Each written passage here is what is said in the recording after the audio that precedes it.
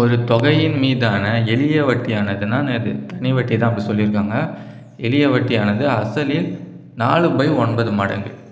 அதாவது வந்து simple interest கிடைக்குதுல, தனி வட்டிக்கு ஒரு அமௌண்ட்டு கிடைக்கும் இல்லையா, அது வந்து அசலுடைய 4/9 மடங்குக்கு வந்து சமம். அதுதான் வந்து கொடுத்துருக்காங்க. வட்டியை வந்து எதுக்கு சமம்? பிரின்சிபலுடைய 4/9க்கு ஈக்குவல். ஓகேங்களா?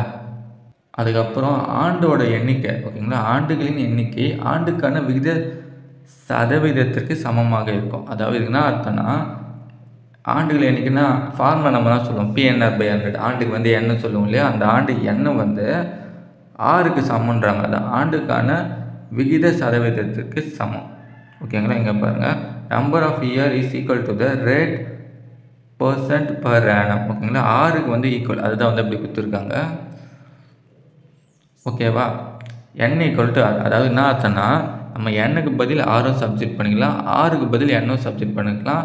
அதாவது எண்ணு வந்து 5ன்னு வச்சுங்களேன், அப்போ வந்து 6ம் 5ன்னு அர்த்தம். ஓகேங்களா?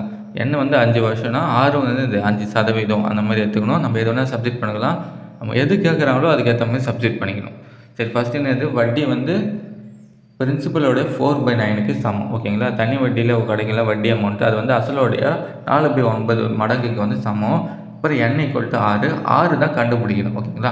எது கண்டுபிடிக்கிறாங்களோ அதுக்கு ஏற்ற மாதிரி இதை நம்ம மாற்றிக்கணும். n ஈக்குவல் டு 6ன்றதை எண்ணுக்கு பதில் 6ம் சப்ஸ்டிட் பண்ணிக்கலாம், 6க்கு பதில் எண்ணும் சப்ஸ்டிட் பண்ணிக்கலாம். இப்போ PNR/100ல் எண்ணுக்கு பதில் நம்ம என்ன சப்ஸ்டிட் பண்ணலாம்? 6 சப்ஸ்டிட் பண்ண போகிறோம். ஏன்னா 6 தான் கண்டுபிடிக்க சொல்கிறாங்க. 6 கேட்கறதுனால 6க்கு பதில் எண்ணு சப்ஸ்டிட் பண்ணுறோம்.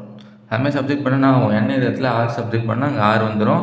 இந்த 6 வந்து இந்த 6 வந்து அப்படியே வச்சுக்கலாம். நம்ம பை 100 பிரின்சிபல் வந்து P. ஓகேவா? இதை அப்படியே வச்சுக்கலாம்.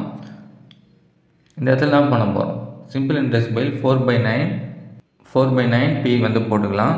அதுக்கப்புறம் நம்ம என்ன பண்ணோம்னா, ரெண்டும் வந்து இந்த P வந்து இந்த பக்கம் வந்து கீழே வரும், கேன்சல் பண்ணுவோம். நம்ம அப்படியே டேரெக்டாகவே கேன்சல் பண்ணிக்கலாம். ஓகேங்களா? P வந்து அச்சாச்சு. இப்போ என்ன இருக்கும்? இதை வந்து இந்த பக்கம் எடுத்துகிட்டு வந்துடலாம் இல்லையா, 100 மேலே வந்துடும். அதுக்கப்புறம் R² ஈக்குவல் டு என்ன இருக்கும்? 4 × 100/9 இருக்கும். இதை வந்து நம்ம பிரித்து எழுதிக்கலாம் இல்லையா, ஸ்கொயர் ரூட் எடுக்கணும். 4 வந்து 2 × 2 எழுதலாம், 100 10 × 10 எழுதலாம், 9 3 × 3 எழுதலாம். ஸ்கொயர் ரூட்னு நம்ம என்ன பண்ணோம்? 2 இருந்தால் 1 எடுத்தா ஸ்கொயர் ரூட் ஏற்ற மாதிரி, 2 2க்கு ஒரு 2 ஏற்றாச்சு, 2 10க்கு ஒரு 10 ஏற்றாச்சு, 2 3க்கு ஒரு 3 ஏற்றாச்சு. ஓகேவா? இப்போ வந்து ஸ்கொயர் ரூட் ஏற்ற மாதிரி. அப்போ R ஈக்குவல் டு இந்த மாதிரி எழுதிக்கலாம் நம்ம. 2 × 10/3 மல்டிப்ளை பண்ண என்ன ஆகும்?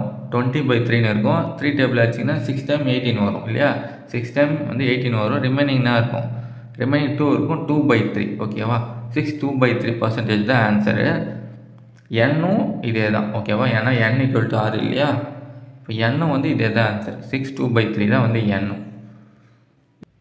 இதுக்கு ஆன்சர் வந்து C தான் வந்து ஆன்சர்.